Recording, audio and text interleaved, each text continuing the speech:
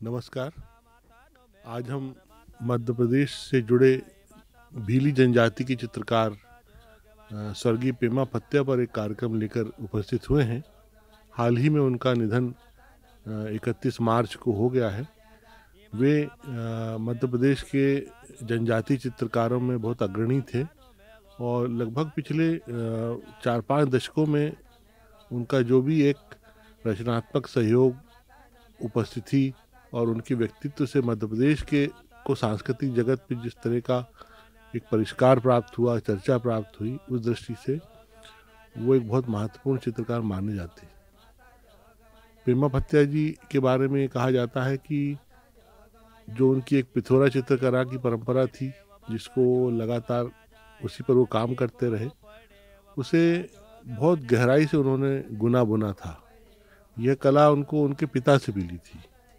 वे अपने पिता को चित्र बनाते देखा करते थे, फिर धीरे धीरे उनके साथ काम करने लगे।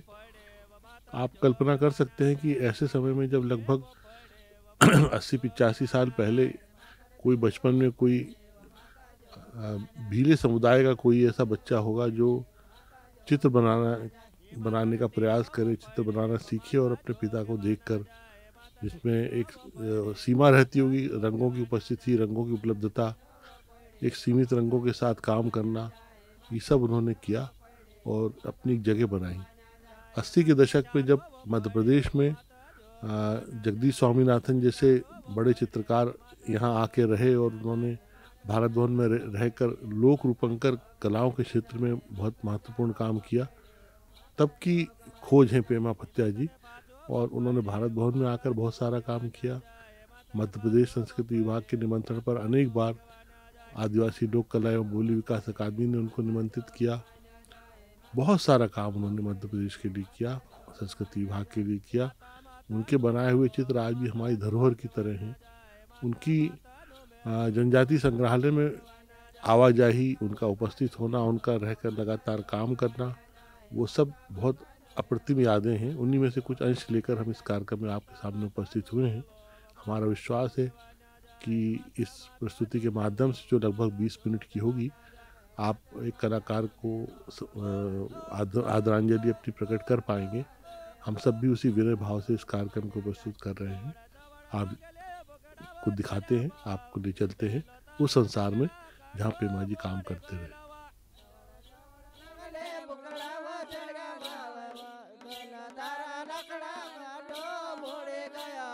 दबड़ दबड़ रोगले बुकड़ाव चढ़ामा मेल तारा लकड़ा काटो बोड़े गयावा। दबड़ दबड़ रोगले बुकड़ाव चढ़ामा मेल तारा लकड़ा काटो बोड़े गयावा। दबड़ दबड़ रंगले बुकड़ाव चढ़ामा मेल तारा लकड़ा काटो बोड़े गयावा। दबड़ दबड़ रंगले बुकड़ाव चढ़ामा तारा लकड़ा काटो बोड़े गया।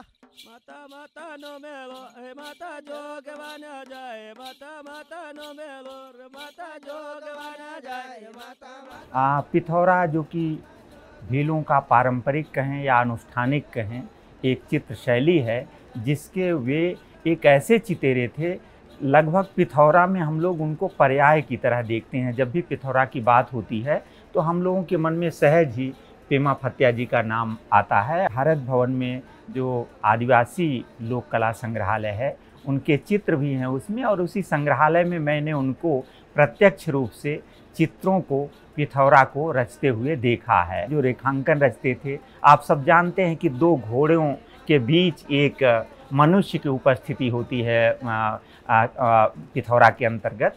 तो देखा हम लोगों ने कि किस तरह से वो तल्लीनता के साथ एक तरह से उस चित्रकर्म को भारत भवन में अनुष्ठान को ही वो फलीभूत करते थे। दरअसल उनके लिए चित्र अनुष्ठान था और अनुष्ठान चित्र में रूपांतरित हो जाता था, और ये किसी भी कलाकार के लिए ये बहुत बड़ी मैं उपलब्धि मानता हूँ, या उसके जीवन का एक बहुत बड़ा आयाम, या उसके व्यक्तित्व का ये बड़ा फलक मैं देखता हूँ।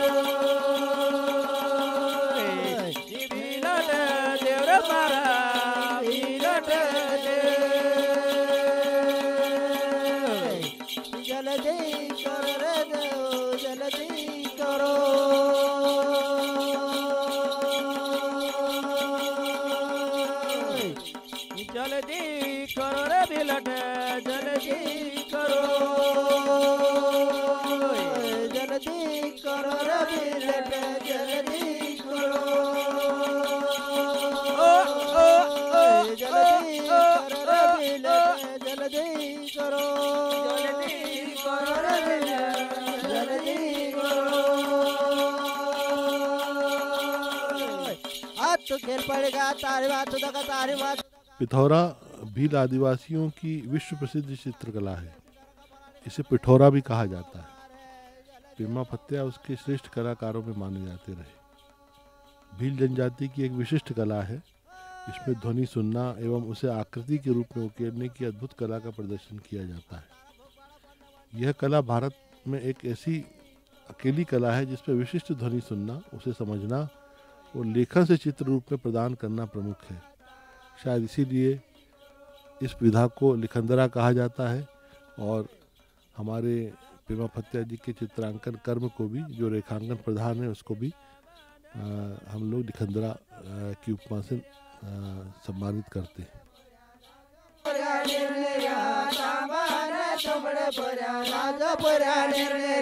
निर्नेर तेलाव जर पर्या घुटघुट तेलाव जरा तामान तो मडर पर्या रोपन घडोल्यारा निर्नेर तेलाव जे पर्या तामान तो मडर माता नो मेलोर माता जोगवान जाय माता माता नो मेलोर माता जोगवान जाय माता माता नो मेलोर माता जोगवान जाय माता माता नो मेलोर माता जोगवान जाय माता माता नो मेलोर माता जोगवान जाय माता माता नो मेलोर माता जोगवान जाय माता माता नो मेलोर माता जोगवान जाय माता माता नो मेलोर माता जोगवान जाय माता माता नो मेलोर माता जोगवान जाय माता माता नो मेलोर माता जोगवान जाय माता माता नो मेलोर माता जोगवान जाय माता माता नो मेलोर माता जोगवान जाय माता एको वो पड़े वो माता जोगवान जाय माता ने एको वो पड़े वो माता जोगवान जाय माता ने एको वो पड़े वो माता जोगवान जाय माता ने एको वो पड़े वो माता जोगवान जाय माता ने दोयो वो पड़े वो माता जोगवान जाय माता ने दोये वो पड़े वो माता जोगवान जाय माता ने दोये वो पड़े वो माता जोगवान जाय माता ने दोये वो पड़े वो माता जोगवान जाय ये माता ने तीनों वो पड़े वो माता जोगवान जाय माता ने तीनों वो पड़े वो माता जोगवान जाय माता ने तीनों वो पड़े वो माता जोगवान जाय। मध्य प्रदेश शासन ने 1986 में पेमा जी को राज्य शिखर सम्मान से सम्मानित किया था। उस समय उनकी उम्र लगभग 35 वर्ष थी। वर्ष 2014 में मध्य प्रदेश शासन ने उनको राष्ट्रीय तुलसी सम्मान से सम्मानित किया, जो विशेष रूप से पुरुष कलाकारों को जनजाति और लोक चित्र के क्षेत्र में, लोक प्रदर्शनकारी कलाओं के क्षेत्र में प्रदान किया जाता है। पाछो पड़े वो माता जोगवान जाय माता पाछो पड़े वो माता जोगवान जाय माता माता नो मेलो वो माता जोगवान जाय माता माता नो मेलो वो माता जोगवान जाय माता माता नो मेलो वो माता जोगवान जाय माता माता नो मेलो माता जोगवान जाय माता माता नो मेलो वो माता जोगवान जाय माता माता नो मेलो वो माता जोगवान जाय माता माता नो मेलो वो माता जोगवान जाय माता माता नो मेलो माता जोगवान जाय। पिथौरा एक पारंपरिक चित्रकला है जो भीलों में सदियों से चला रहा है, परंपरा से चला रहा है। पिथौरा के जो चित्रकार होते हैं उन्हें लिखंदरा कहा जाता है।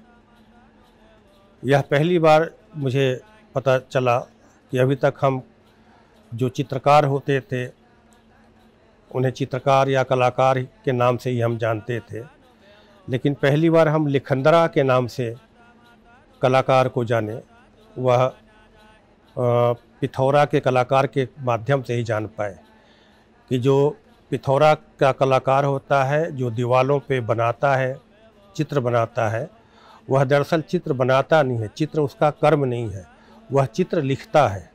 वह चित्र लिख रहा होता है, इसलिए उसका नाम लिखंदरा पड़ा। यदि कोई मान्यता होती है, हम किसी मान्यता को कोई एक घर करता है कि यह हमारी इस काम की या इस मनोकामना की पूर्ति हो जाएगी, तो हम पिथौरा बनाएंगे, अपने घर पे पिथौरा बनाएंगे मनोकामना की पूर्ति के लिए। भील आदिवासियों के समाज में पिठोरा सजावट के चित्र नहीं है। यह विशिष्ट धार्मिक अनुष्ठान है जिनमें चित्रकार अपने मन से कोई रूपांकन नहीं करता। यह उर्वरता और समृद्धि के देवों के आह्वान और उनको समर्पित छवियां हैं। जाहिर है कि इन छवियों में सौंदर्य का उतना महत्व नहीं जितना कि विधान का। गांव के पुजारी या बड़वा के चित्रांकन देखकर संतुष्ट होने के बाद ही इसे पूरा माना जाता है। पेमा जी ने शुरुआत में अपने पिता से चित्र बनाना सीखा, मगर शागिर्द रामलाल छेदला के हुए। भील समाज की परंपरा में पिठोरा चित्रांकन का कौशल विरासत में नहीं मिलता, यानी ज़रूरी नहीं कि यह हुनर लिखंदरा के बेटे को ही मिले। जैसे रामलाल लिखंदरा ने उनको सिखाया, वैसे ही पेमा ने अपने भतीजे थावर सिंह को सिखाया। पेमा के दोनों बेटे मजदूरी करते हैं। दुनिया के कितने ही संग्रहालयों में, वीथिकाओं में पेमा जी के हाथ के बने हुए पिठोरा संजोए हुए हैं, जिन्हें 50 सालों से ज़्यादा समय तक भाभरा के कितने ही घरों में भीत कर पिठोरा के चित्र उकेरे गए थे। जिस ट्रेडिशन के पेंटर हैं और जिस परंपरा को पेंट करते हैं, उसमें पिठोरा एक कथा और एक चित्र है। हर चित्र को इस तरह बनाते रहे जो वो पहली बार बना रहे हो जैसे।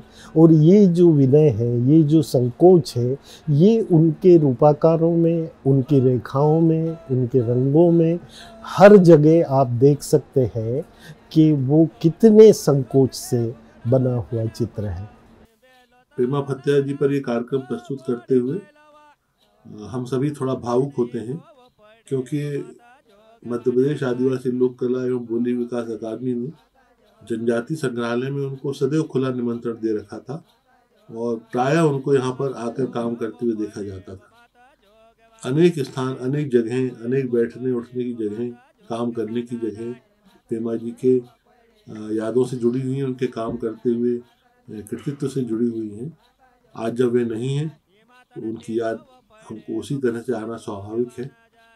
हम ये मानते हैं कि लिखंदरा तो चला गया, लेकिन वह जो कृतित्व कर गया है, वह जो कार्य कर गया है, वह जो सृजन कर गया है, वो कालजयी है, वो अमर है। उसी के माध्यम से पेमा जी हम सब के बीच सदैव उसी श्रद्धा और आदर के साथ उपस्थित रहेंगे। हमारी श्रद्धांजलि।